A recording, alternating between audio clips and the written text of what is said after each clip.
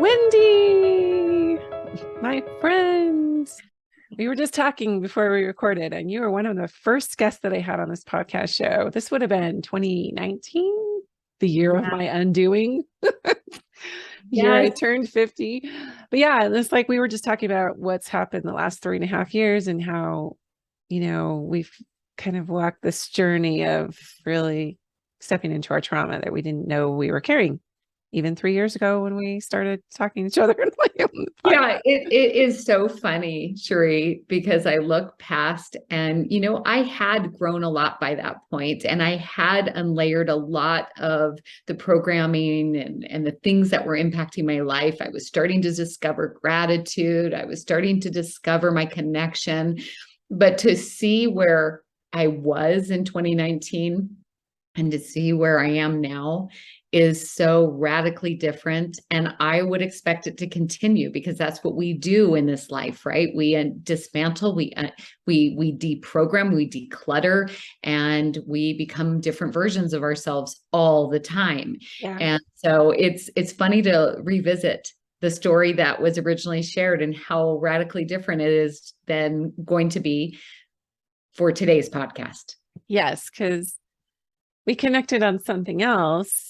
Well, we did an interfaith. You invited me to be speaker at the interfaith thing that you were hosting back then. And then we did the podcast interview. And now you and I both have had, very introspective, deep, psychic, deep programming and conditioning journeys, paralleling, like not really taking notes. But then I sort of saw your metamorphosis on Facebook and I'm like, I really resonate with what she's saying. And then we reconnected. And anyway, so it's been fun to have you back in my life and to see your healing and just the beauty coming out, oozing out really of just your radiance. That's just, you've always been amazing and beautiful, but now it's just like, here I am, world. And the joy is coming out. So, yeah. Okay. The reason I wanted you to be on this podcast and at this time is we'll tell people what you're doing and the movement you're creating.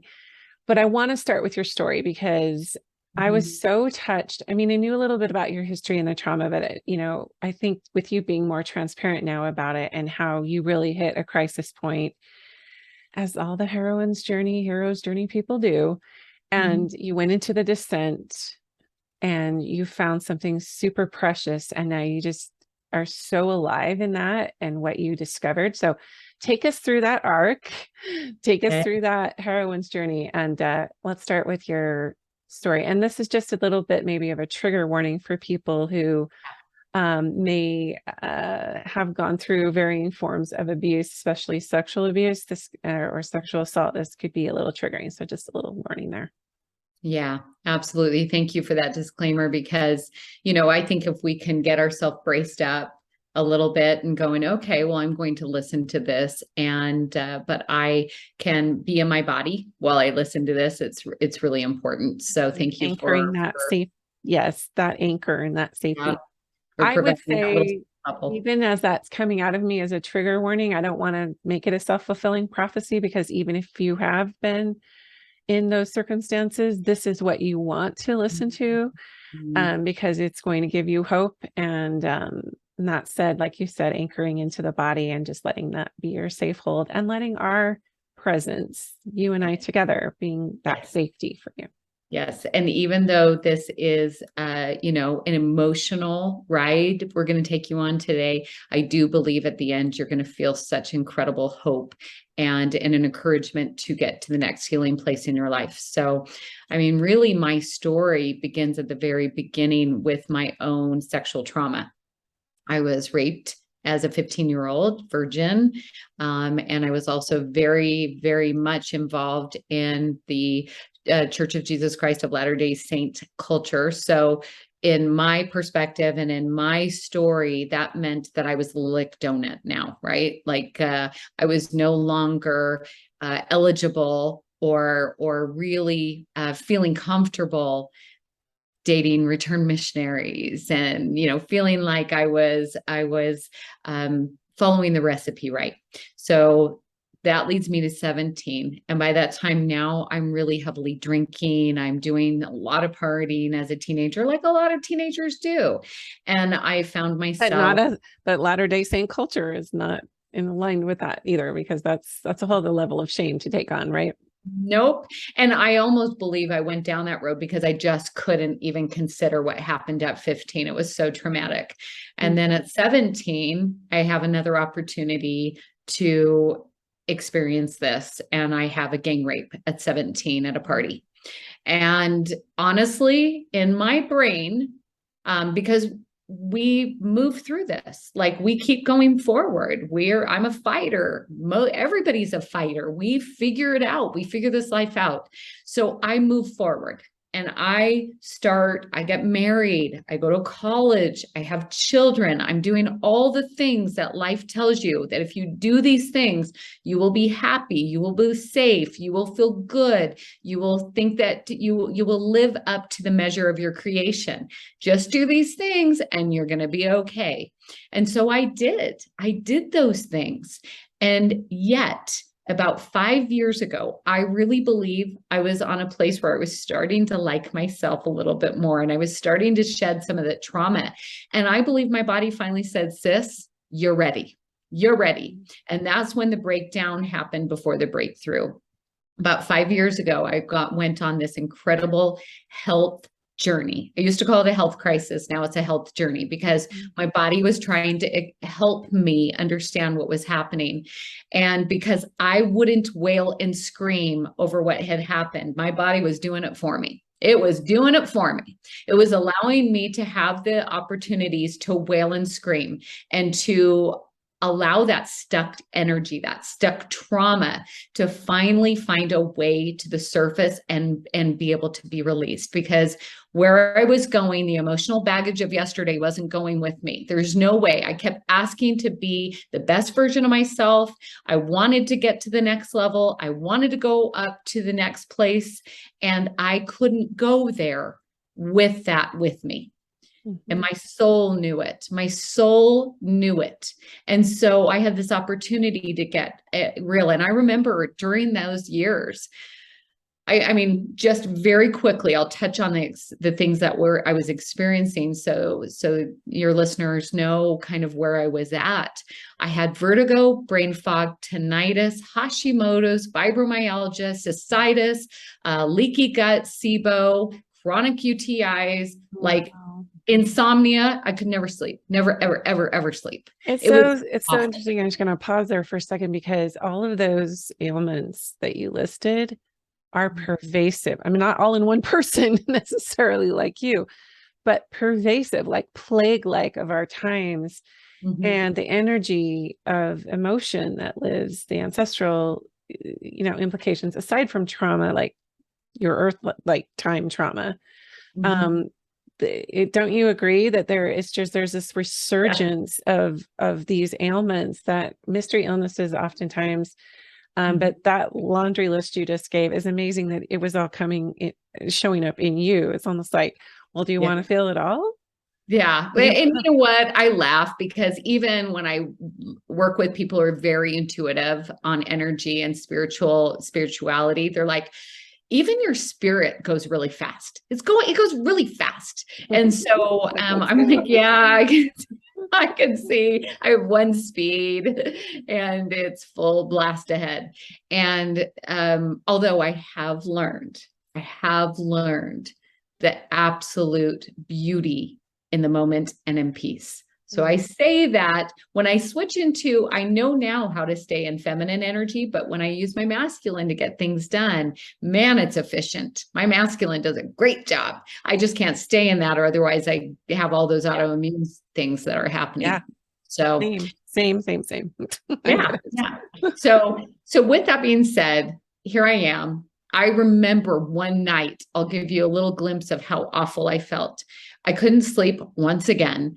And my body was like, you got to run. You have to run, the fight and flight response. And I'm like, it's 2:00 in the morning. Where am I going to run? I'm going to get pulled over by a cop. Like, it's unsafe to run. So the thought was, go in your backyard. And really, honestly, I think I needed to touch the earth with my feet. Now that I think about it, I needed some grounding, and I didn't recognize that that's what I was needing. But I went back there and I ran and I ran and I ran and I ran and I ran until my lungs wouldn't support me anymore. And I collapsed on a heap. I'm looking up at this night sky, June night sky, and I'm thinking, I am living a nightmare I cannot wake up from. It was that bad. It was that bad.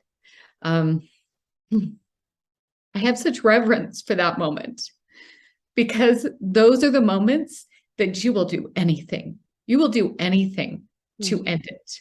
I'm so grateful, because I would not be here had I not gotten to the level of hell that I was experiencing to try and seek for the light again.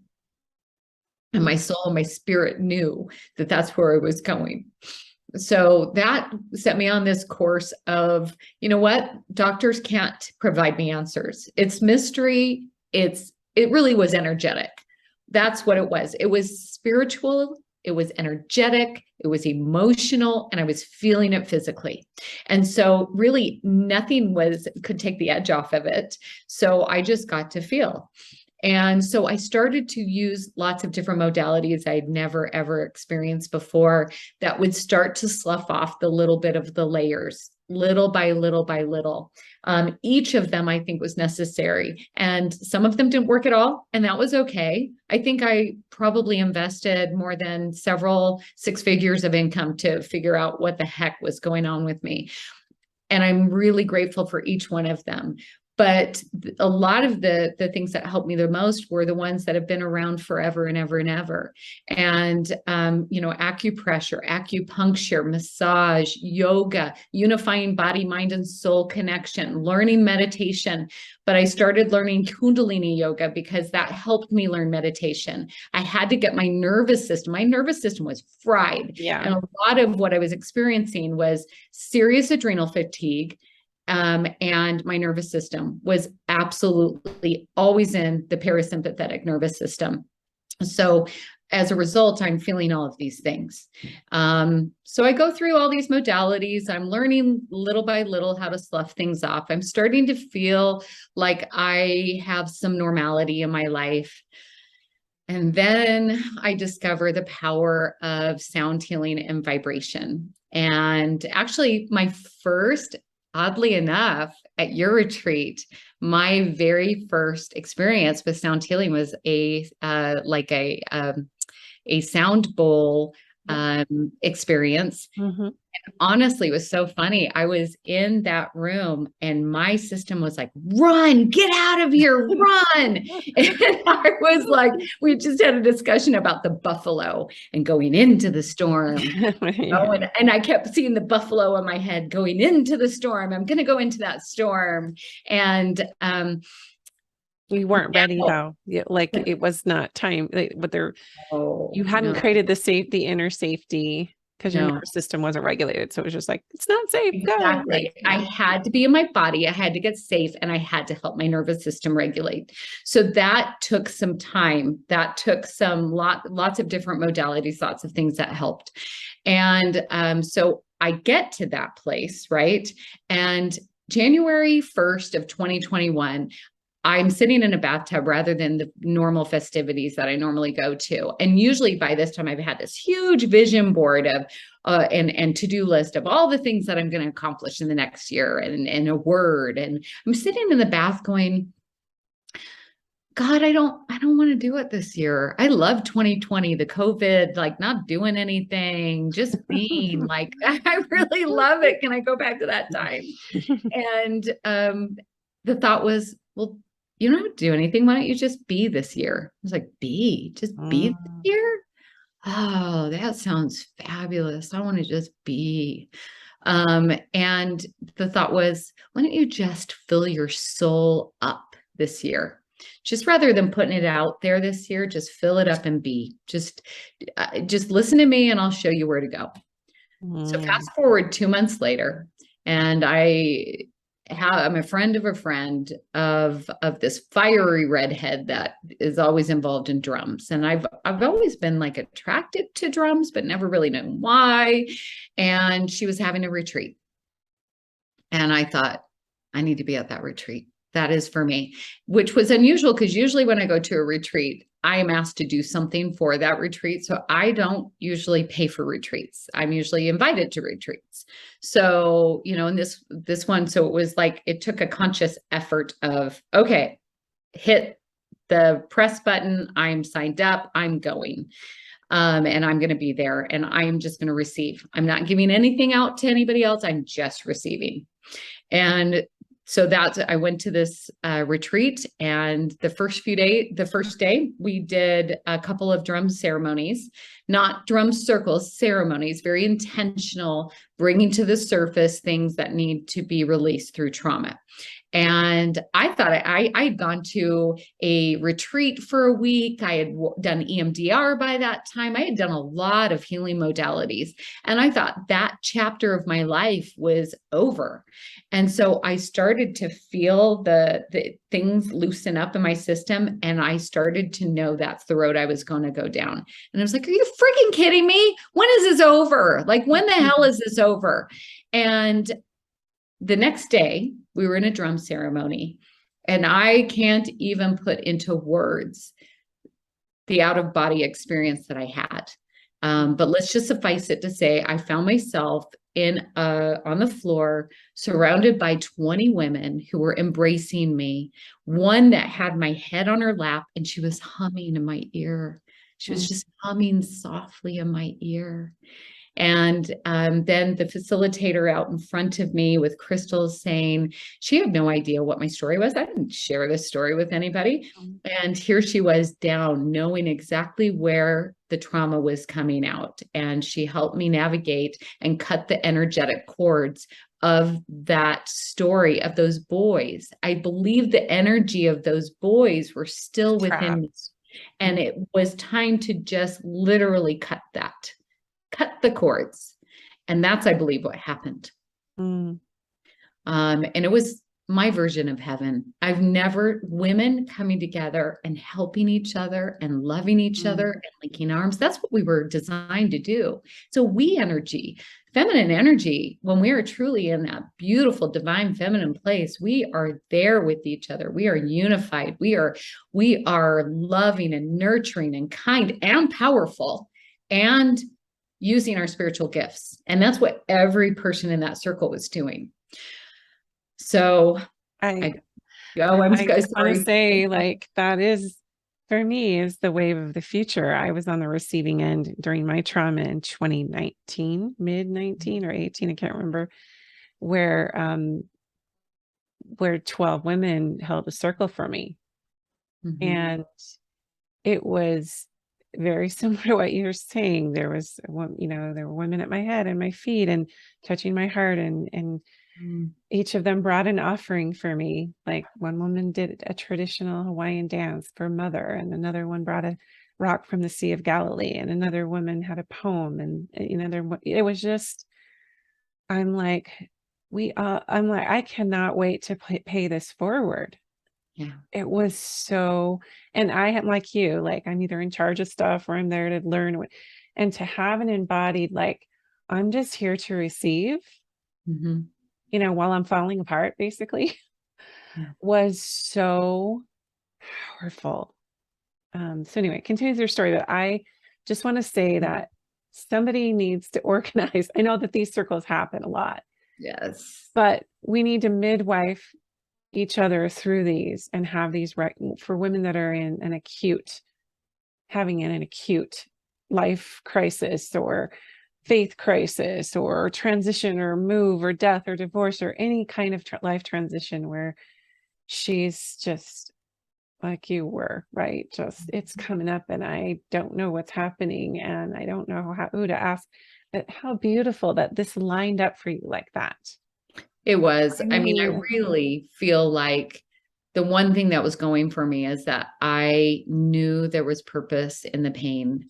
Through the whole thing, I knew in my heart that this would end eventually. This wasn't going to be my story. It was too much. I was not going to allow this to be my story forever. This could be a part of my story now, but not forever. So here I was in this cuddle puddle, Mm. and I go home. And 2 weeks later, I wake up in the middle of the night and I feel this stirring, this pulsing in my sexual center that I never felt before. You need to know I'm 52 years old right now. This is when I was 50 years old, almost 51, like a month before. I've been married for 32 years by then. And here I am feeling something I've never felt before. It's not like I didn't love sex. It just, I'd never felt that. And so I make the decision. A week later, my husband's going out of town on a fishing trip. Nobody's going to be at my home.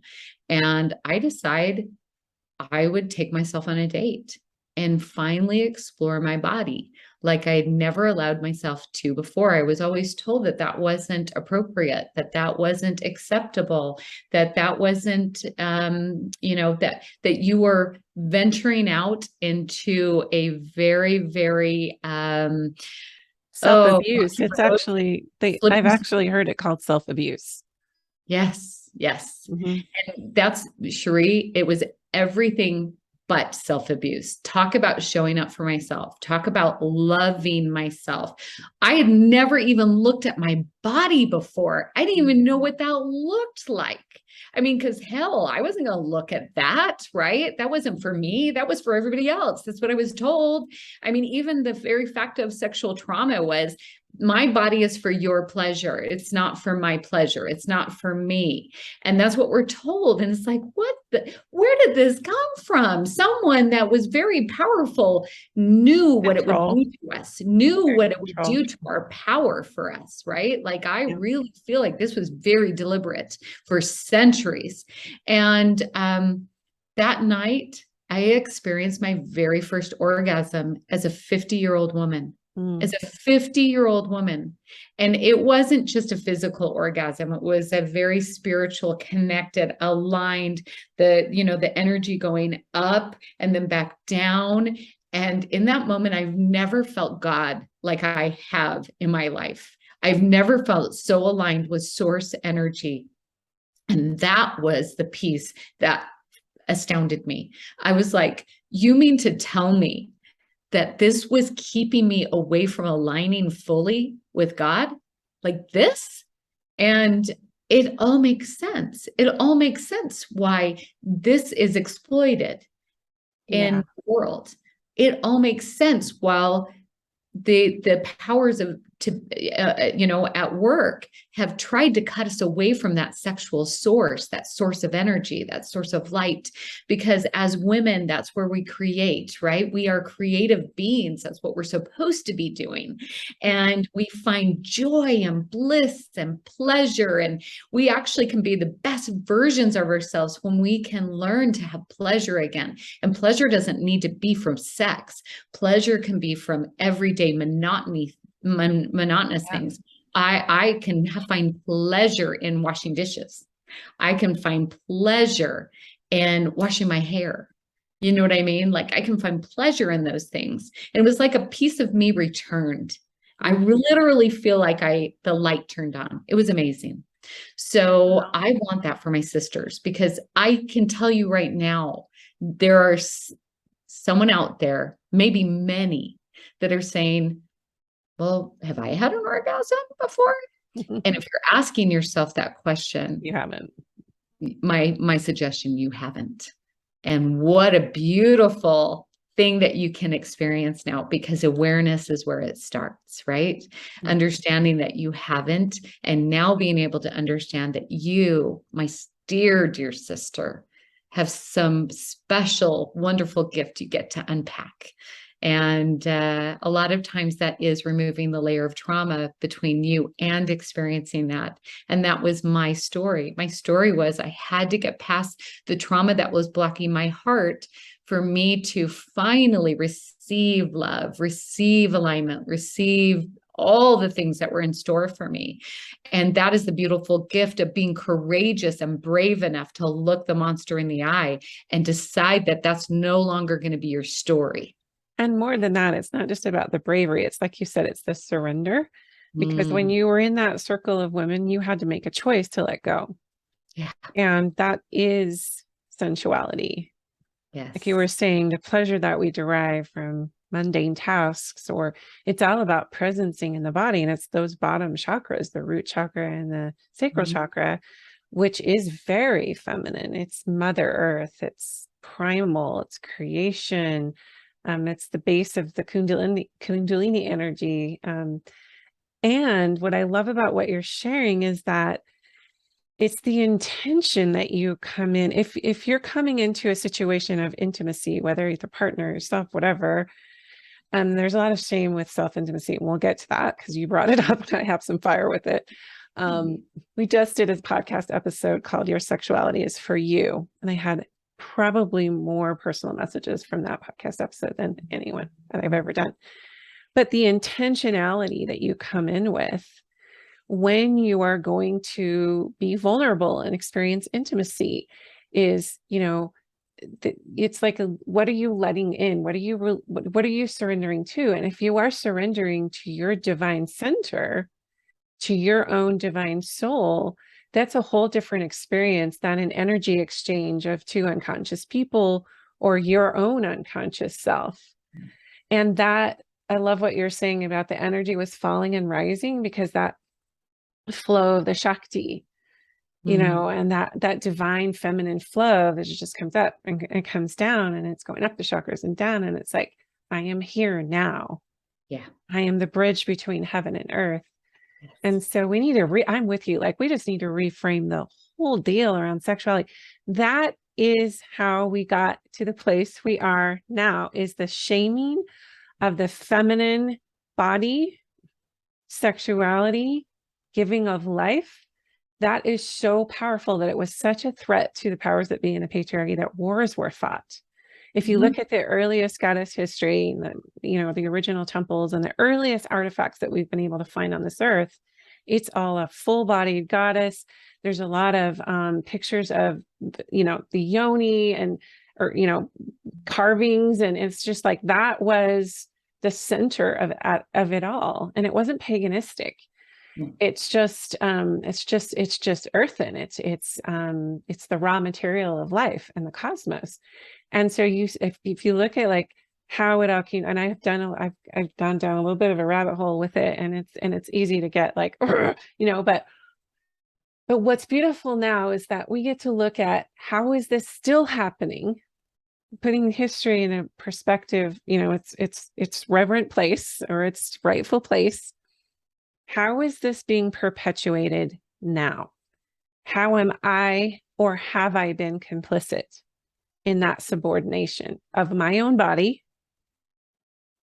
my own sexuality, my own divine knowing, if you will, or sacred embodiment? That to me is everything. And when you wake into that, it's just like, oh my gosh, I was part of the problem and I didn't know. And there's no shame in that. It's just like, well, what do we do now? Exactly. And that's where you're at. Exactly. That's such a great segue, because it's exactly what, when I woke up and I discovered the power of this. And honestly, at first it was such a reverent, beautiful experience. I cried. Oh, I cried in that moment. I cried for the loss for that young girl that thought she was permanently broken. But then I cried for this woman who finally could wake up and live life in a much different way the last half of her life. And I was experiencing such joy that I decided that I would. At first, I want to just keep it in my heart. It was so reverent and so beautiful and so special and sacred. I didn't share it except for just with my very, very dearest friends. And then I was emceeing an event and I felt very impressed. It was a smaller event. It probably had maybe 40-ish, 50-ish people. I felt impressed to share it. And I've never seen so many people go at the front of their chair and lean into me. And then I had so many people. I had a line of people waiting in the break to talk to me about it. It had made an impact in their life. And so as I was starting this book not too long ago, every chapter starts with a powerful story of how I learned that principle and that truth. And I felt impressed to share this story in one of the chapters. And then it unfolded before my eyes that I was to make a video. And this was the video that I was going to be making. And I had no idea why until I saw it. And I went, the Me Too movement was beautiful. It was awareness. We got to see the impact that Like it awakens the grief of it and the anger. Yeah. Yes, yes. And it was like, are you kidding me? And it allowed us to boldly say, yep, me too. Me too.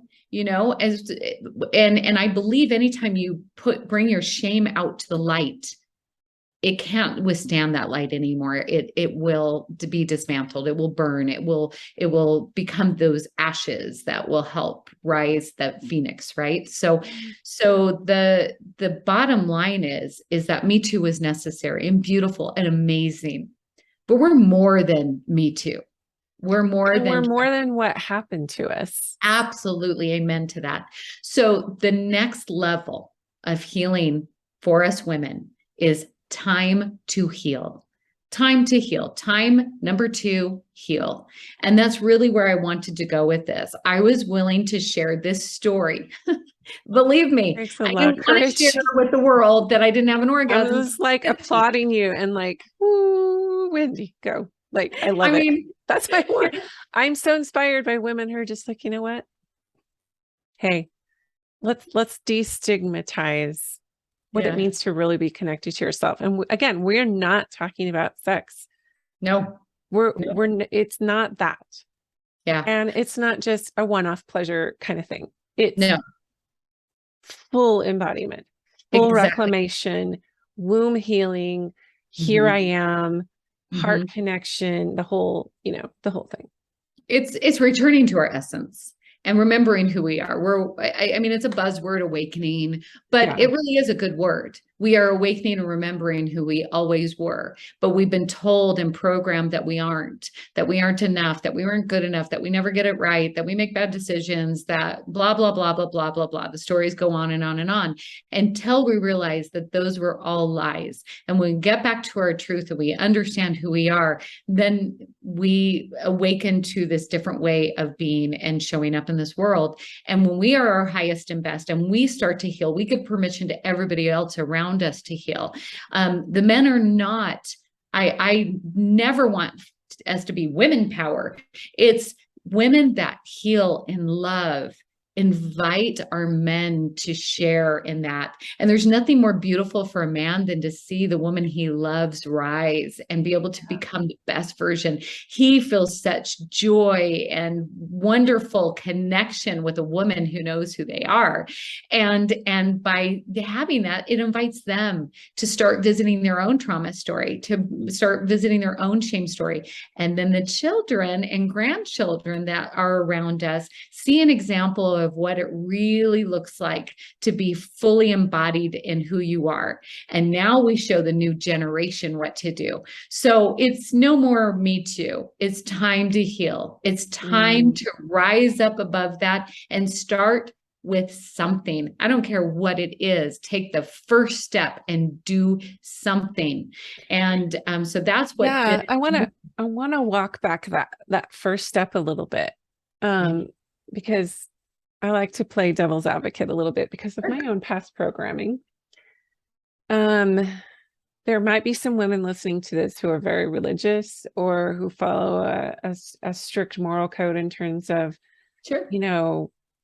bad, right, wrong, good. And I totally respect that. And I know you do too. Oh, 100%. And at the same time, again, like it's not female friendly in most religious settings in terms of what we're talking about, the fully embodied goddess and, the denigration of the body being the enemy, the body being the temptation vehicle.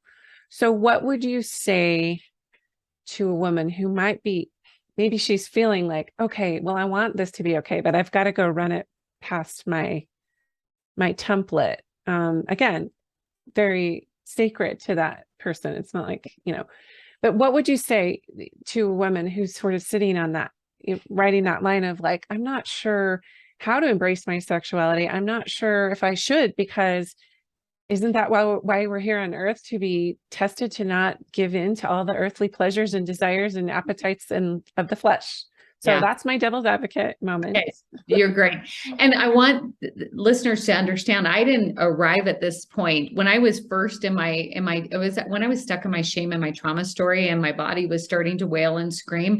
No way would I have been ready to go and do what I did at the very final finale of my healing. It started with feeling safe. It started to be back in my body. It started with, like, if all you can do, I have a very dear person in my life who is so depressed that she can't brush her hair. She can't wash her dishes. She can't do any of those things. And my suggestion was to her, go stand barefoot in the grass. Start with that. Once a day, go out and stand in the grass. See the sunlight. I mean, in more elaborate terms, and I didn't say this to her because she wasn't ready to hear it. Let Mother Earth embrace you in all of her goodness and all of her grace, and you will feel that energy, and you will start to feel alive again. You've closed your heart so rock solid that you have no energy anymore. You have no passion, and you have no light coming into that heart space. So just literally doing that, and then maybe visit breath. Rather being conscious about putting that breath in your stomach area, in your abdomen, and that diaphragm instead of your chest, and teaching your nervous system, I'm safe. I'm going to breathe in my abdomen, and I'm going to breathe, just consciously, several times a day, a breath, that 4 square breathing, where we breathe in for 4, we hold for 4, we exhale for 4, we hold for 4, and doing that several times a day to start helping the nervous system get back into a place of balance. Because of our nervous system, these are the 3 things that I always start with. We need to feel safe. And some of you are like, well, I feel safe. Well, let's talk about fight and flight here for you. Are you trying to control your world? Are you always busy? Are you always worried about everybody else's happiness and not your own? Are you freezing? Exhausted? Are you exhausted, overwhelmed, frustrated? Probably in a trauma pattern, because that's what we do. And we just think that it's normal because everybody does it. Well, it's normal. Yeah. Sorry to interrupt you. What's coming to me is just, it's this incessant people pleasing, Yes. wearing yourself out for service to others being the highest ideal. Yep. When you redirect that energy of giving and put it into a receiving cycle, then everything changes. So where I was kind of going with you with that whole, the shame patterns that we're often programmed with in our culture and religions and family systems, schools, etc. It's almost like you have to give yourself permission to allow yourself to feel, and to not have the mind directing everything, like the talk. When you think about intimacy, what have you been told versus what is wanting to emerge? And this is where people get blocked, because they're like, there's sin, there's this is wrong, this is bad, this is, when I say this, I mean intimacy framed in any way.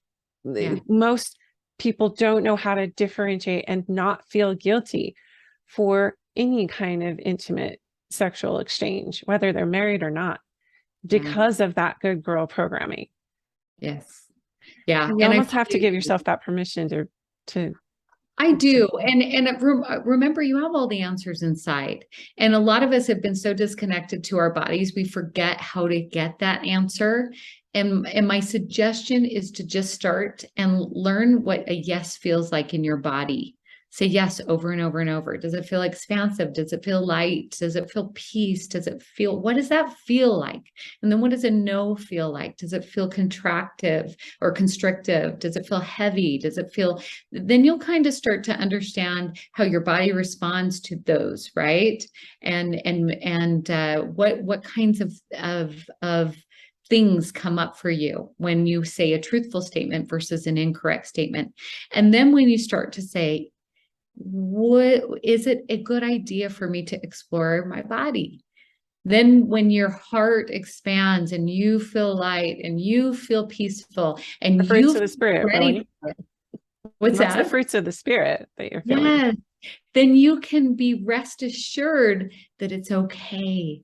And then when you go into that practice, just remember you are doing that out of love. You are doing that out of understanding and coming back to this body that the world has told you to hate. And you get to explore and go, what feels good? What doesn't feel good? And you'll probably, at least in my experience, even after that first initial encounter, I had the programming as well. And so the guilt still comes up a bit. And I remember just asking to see that guilt and that shame be brought out into the light and dismantle what I knew was a lie. It was a lie. That was absolutely a lie. And the more I am connected with my body, mind, and spirit, the more I am fully alive and fully illuminated in my own essence. And that was even how the name of my brand was born. So I just encourage you to start somewhere, whether that is addressing your trauma patterns and doing something to move towards dismantling the trauma, or it is actually you're at a place where you want to discover what your body feels like. And I would say, you know what, sister, you follow your heart and stop listening to that external world and the clutter and the chaos, because that's what it is, and start listening to that internal peace and understanding and knowing that you have it. You just can't remember it. Mm. Yeah. Preach. Woo. Yeah. Hallelujah. I love it. I love it. So Wendy, you've got something really special. I watched your video with you and I teared up multiple times. It's very well done. I know on September 11th, you have something coming up really, really special, really tender. And I'd love for you to share with our listeners how they can be part of that and get this out, get this video out for people to see of your story. Well, just like the Me Too movement, right? That just kind of just erupted all over the world. And it was so beautiful to watch that happen. And now it's time for the Time to Heal movement to erupt. And so I would love for you to be a part of that. The video that I am launching on September 11th is the very story you just heard, but in a visual way, with my voiceover, with music. Beautiful music. Yeah. Oh, you know what? And when you watch it, I want you all to know that, yes, I was a part of that, but there was a much higher force that was involved in the making of this movie, in this film. It's 7 minutes long.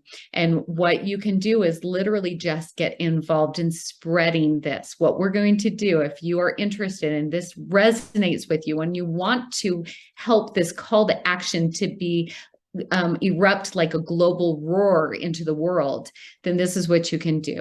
You can simply go, I believe we're going to do a link to the Time to Heal here in the show notes. The landing page where people can get the steps. Right. And it's as easy as 1, 2, 3. 1, watch the video. You get a sneak preview, just you get a sneak preview to watch it before September 11th.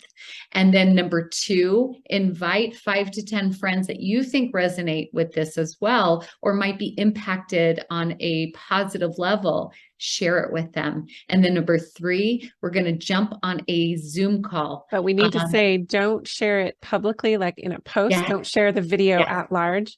Just private message the video to people that you, Yes, just private message the landing page to them, and then it'll tell them exactly what to do.